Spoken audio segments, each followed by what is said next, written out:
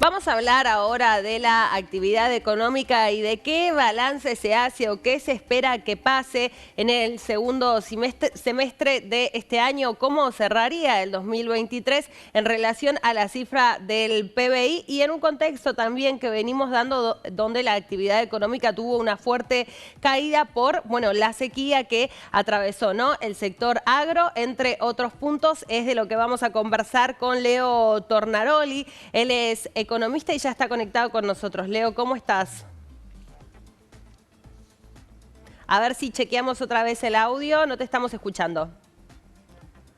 No te estamos recibiendo, Leo. Vamos a ver si podemos corregir eso. Esto tiene que ver con un estudio que elaboró nuevamente el INDEC, el Instituto Nacional de Estadísticas y Censos, y que va midiendo mes a mes lo que tiene que ver con la actividad económica y los sectores más importantes que lo componen. En ese estudio, entre otros puntos, se habló del sector agrícola en el marco de esta sequía que, bueno, produjo una caída de más de un 40% en relación a el último año. Eso, en definitiva, al ser, claro, uno de los sectores más importantes de la economía de nuestro país, volcó todo este índice a la baja. Y si nos metemos a analizar lo que mencionábamos recién, tenemos que hablar también del Producto Bruto Interno. ¿Cómo va a cerrar ese porcentaje, ese número, en relación a la actividad económica que se vio muy afectada por la sequía? Ahora sí te estamos recibiendo, Leo. A ver, intentemos de nuevo.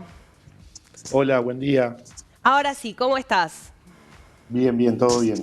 Bueno, yo lo mencionaba recién, ¿no? Esto es un informe que elabora el INDEC mes a mes y que, bueno, comprende a los sectores más importantes de la economía de nuestro país. Por un lado, caída para este último mes, el sector agro continúa, ¿no? Realmente en una situación muy complicada y ya se hacen las previsiones de cómo se va a cerrar esta cifra para este año, Leo.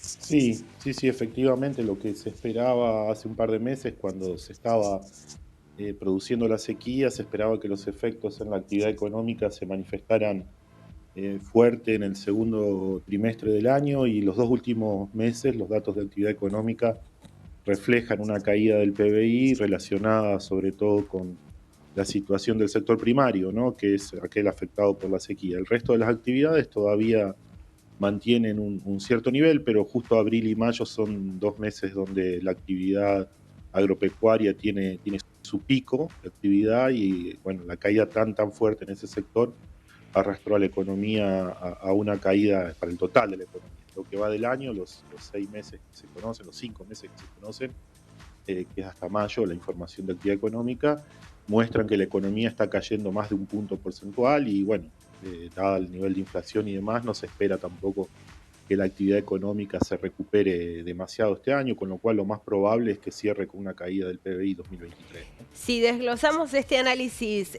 que haces, ¿cuáles son los sectores, ¿no?, que vuelcan este índice que se comprende justamente por el valor de los sectores más importantes? ¿Cuál es el que está tirando el índice a la baja, ¿no? Además de el agro, ¿hay algún otro sector que esté en este momento en caída?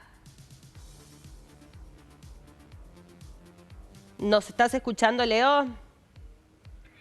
Bueno, vamos a intentar retomar la comunicación. Del otro sector que se hablaba, por ejemplo, es de la automotriz, ya con una visión distinta, ¿no?, de lo que está pasando en el agro. Hay todo un tema en relación a la actividad industrial y es que pasa justamente con el acceso a las divisas, ¿no?, que es un punto importante para poder sostener la actividad industrial. Recordemos que lo que está también en conversación tiene que ver paralelamente con lo que se está llevando a cabo en Washington, con el FMI, estas cifras, ¿no?, esta revisión, lo que se está pidiendo en relación al déficit fiscal, en un contexto donde incluso, Leo, bueno, es la carta que tiene Argentina, ¿no? Digo, sigue siendo la sequía, la pérdida de 20.000 millones de dólares y eso explicando también las otras cifras que no están tal vez tan acomodadas en relación a lo que se esperaría.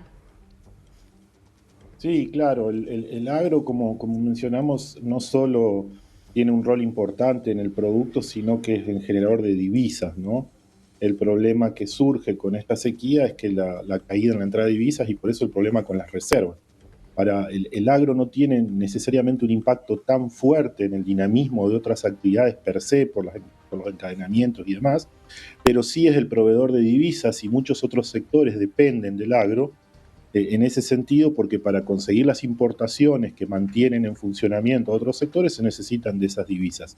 Lo que Totalmente. estamos viendo en las últimas semanas, por ejemplo, con todo este tema del uso del swap con China y demás, es que Argentina tuvo que recurrir a endeudamiento y a otras fuentes para no frenar la producción en otros sectores, porque si no estuvieran esas divisas para importar, muchos de los procesos productivos que se llevan a cabo, que requieren del uso de insumos importados, se verían frenados. Y es probable que eso ocurra en lo que resta del año, porque a Argentina se le están agotando las opciones de financiamiento, las reservas ya están en niveles bajísimos, incluso algunos dicen que las reservas netas están en valores negativos. Yo realmente no es un dato que sigo en mi día a día en el trabajo, pero si eso ocurriera, obviamente se generaría un impacto en toda la cadena de actividad económica en la medida que muchas actividades se verían frenadas. Y esto obviamente tiene después un impacto en las condiciones socioeconómicas, ¿no? Una vez que se impacta la producción, se impacta el empleo, los ingresos de los hogares, y con esto obviamente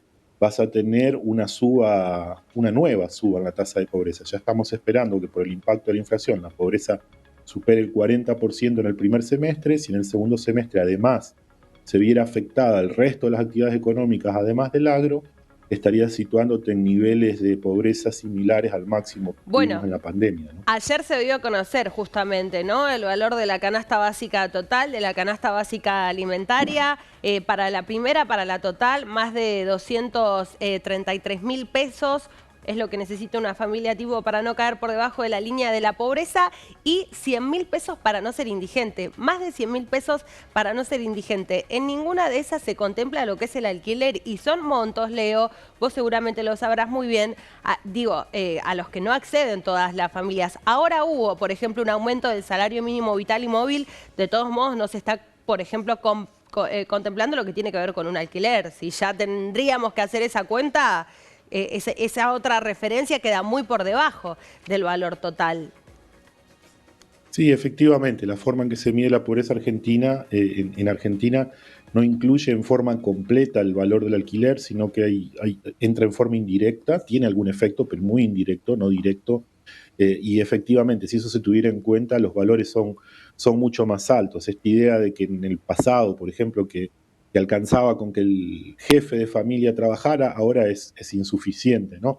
En la mayoría de los casos tiene que trabajar el jefe, la jefa del hogar, o la compañera o el compañero del jefe, y además algún otro miembro del hogar para proveer los ingresos necesarios para al menos llegar a fin de mes no en forma tan ajustada.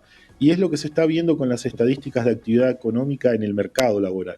Si vos prestás atención en el último año, cada vez que salieron estadísticas de mercado laboral mostraban resultados positivos en términos de cantidad. Crecía el empleo, bajaba el desempleo, pero en gran medida eso tiene que ver con que muchos miembros de los hogares, lo que los economistas llamamos en el análisis técnico los miembros secundarios, aquellos que no son los principales proveedores de ingreso al hogar, han tenido que salir al mercado laboral a hacer alguna changa, a buscar algún tipo de trabajo informal para suplementar los ingresos de los otros miembros que ya trabajaban, porque el poder adquisitivo de esos ingresos se ve disminuido muchísimo con la elevadísima inflación. Entonces otro miembro tiene que conseguir al menos unos pesos todos los meses para llegar a completar un nivel de ingresos más o menos decente. El otro y tema... como bien comentás... Sí, Leo, completa, por favor.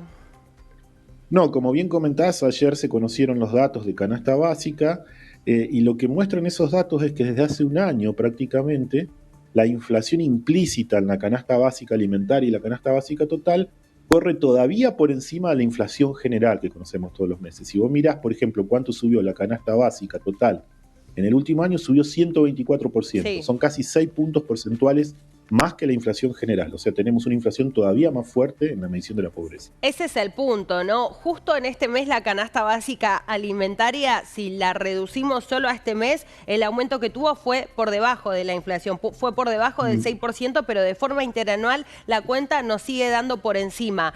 Igual que con la canasta básica total, que sí se ubicó por encima del índice de inflación con un 6,7% y también, al igual que el otro índice que dábamos, de forma interanual, se coloca por encima del IPC total. Esto, en definitiva, digo, afecta más que nada a los sectores más vulnerables, ¿no? Porque justamente son quienes solo tal vez pueden suplir esas necesidades, quienes mes a mes necesitan más dinero para poder hacerlo. Y con respecto al análisis que hacías en relación al crecimiento del trabajo, la pregunta es, ¿qué tipo de empleo se está creando en nuestro país? ¿Es empleo de calidad? No, mayormente no. O sea, se ha creado algo de empleo registrado, pero la mayor parte del empleo que se crea es empleo informal. Y es el empleo que habitualmente acceden, lo que bien decís, los sectores más vulnerables de la sociedad.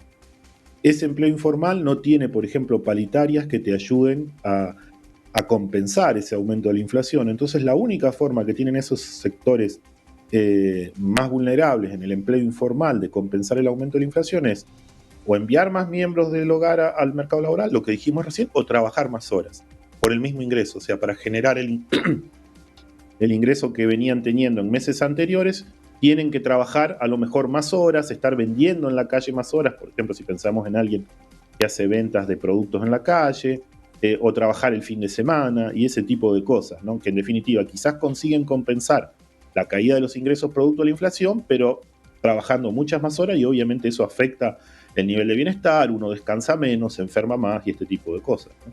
Sí, es complicado, ¿no? ¿Qué es lo que ves como el dato más distintivo, tal vez, de la economía diaria, ¿no? Por supuesto, se habla de una inflación que realmente afecta a estos sectores. Por otra parte, cuando se habla también, y yo lo mencionaba hace unos minutos, este acuerdo que se está manteniendo con el Fondo Monetario Internacional y donde se sigue pidiendo que se recorten gastos, ¿no? Que se reduzca el gasto público y también lo que tiene que ver con la asistencia social, ¿no? Que ya sabemos que de todas formas se hizo, con el potenciar trabajo, ¿no? Con la posibilidad de que no se puedan agregar más personas a ese programa y ciertas modificaciones que incluso son reclamos de los sectores sociales. Sí, digamos, estamos en un año difícil, como es un año eleccionario, a veces los recortes necesarios o que pudiera o que quisiera hacer el gobierno no los puede hacer, al menos no en la medida que quiere. Ha avanzado un poco finalmente y en forma tardía, pero finalmente hay que celebrarlo con el recorte de los subsidios a la energía, ¿no? Sí. Ese era el elefante en la sala de los últimos 15 años prácticamente de la política económica en Argentina. Lo que el Estado destinaba y lo que sigue destinando todavía, porque el recorte no ha sido total, a los subsidios energéticos, más que compensaban a lo que se gasta en políticas sociales. Lo que se espera es que cualquiera sea el candidato que gane va a tener que entrar en políticas de estabilización. Las políticas de estabilización normalmente, al menos en el corto plazo, hasta que la actividad económica se recupera, tienen un impacto socioeconómico fuerte y en ese sentido todo lo que se pueda ahorrar o lo que se pueda recortar de gastos que sean superfluos, que no es fácil identificarlos, pero los subsidios de la energía definitivamente son uno de ellos, va a ayudar a que se puedan mantener las ayudas a los sectores que van a ser más afectados en ese proceso de estabilización. Sí. Yo no creo que 2024 sea un año particularmente feliz en términos económicos, no vamos a tener una recuperación muy fuerte ni nada de eso, pero al menos si logramos... No compartís esa visión, Leo. Sabés que hay muchos que dicen que el año que viene, con una muy buena campaña del sector del campo y sumado tal vez a la posibilidad de ahorrar divisas en relación a lo que antes se utilizaba para la importación de gas, ¿no? Esos 2.000 millones hasta 4.000 millones de dólares que se hablan, tal vez nos darían un panorama muchísimo mejor. ¿Vos no creés que el 2024 va a ser un buen año para la economía nacional? Bueno, ciertamente puede llegar a ser un año mejor que este que pasó, pero en el medio vas a tener que estabilizar la economía, recuperar o situarte en un nivel de inflación un poco más razonable y sobre todo en un sendero de baja de esa inflación ninguna economía funciona bien con niveles de inflación de los niveles que está teniendo Argentina. Y realmente no, bueno, además empiezan a pagar las deudas que se reestructuraron y demás, y tenemos un buen año en términos de lo que vos mencionabas, la cosecha, las exportaciones de energía, o al menos el recorte en las importaciones de energía que hubo en estos años, porque vamos a conseguir producción local. Nos vamos a situar en un año, si querés, yo creo que similar al actual, a este 2023, y quizás con alguna perspectiva un poco mejor hacia futuro. Pero no veo como un año brillante de 2024, para nada. Sabés que, bueno, el equipo económico, se sumaron de hecho más funcionarios en las últimas horas y se espera que mañana el propio Sergio Massa viaje a Washington para, bueno, firmar la revisión de este acuerdo, que es la quinta en lo que va del año. Ayer, en un documento que elaboró el Fondo Monetario Internacional, donde incluso hablaba de la situación de algunos de los países que los compone, le dedicaba un párrafo a Argentina. Entre otras cosas, hablaba de algunos puntos. Uno, en relación a las metas, ¿qué va a pasar con la intervención en el mercado cambiario? ¿Qué va a pasar con la brecha cambiaria, con el déficit fiscal? ¿Y cuál va a ser el monto final de los desembolsos, ¿no? En relación también a estos factores que yo mencionaba anteriormente. ¿Qué va a pasar con la devaluación? Es la gran pregunta, ¿no? Y cómo se puede sostener eso que yo te decía recién en un contexto también que está marcado por la coyuntura política. Sí, a ver, ¿qué va a pasar con la evaluación? Es que va a ocurrir eventualmente, lo que no sabemos es cuándo, hasta cuándo la vamos a poder seguir estirando, pero claramente hay un atraso cambiario en el dólar oficial, además en algún momento, tarde o temprano, alguien va a tener que unificar el mercado cambiario o tener un mercado cambiario más normal, digamos lo que tiene Argentina, el engendro este de múltiples tipos de Es cambio. lo que pide el FMI. Sí, yo no creo que el FMI lo exija de acá a fin de año, seguramente lo tiene que hacer en sus publicaciones y demás para decir el yo te avisé, pero se me hace que el FMI va a estar más dispuesto a negociar con el próximo gobierno, aun si es un gobierno del mismo signo que el actual, aun si el gobierno, el FMI va a estar más esperando a diciembre la negociación, tratar de no influir demasiado en los meses que vienen en la elección, y creo que el acuerdo este que va a ser ahora el gobierno en Washington posiblemente sea un acuerdo muy corto, temporal, para llegar hasta las elecciones o algo así, Bien. y después va a haber que revisar de nuevo. Como bien dijiste, ya hubo varias revisiones en lo que va del año, con lo cual no sería extraño que haya otra, simplemente para estirar un poco más la situación hasta que haya un gobierno definitivo que pueda negociar las condiciones hacia adelante, ¿no? Leo, muchas gracias por atendernos.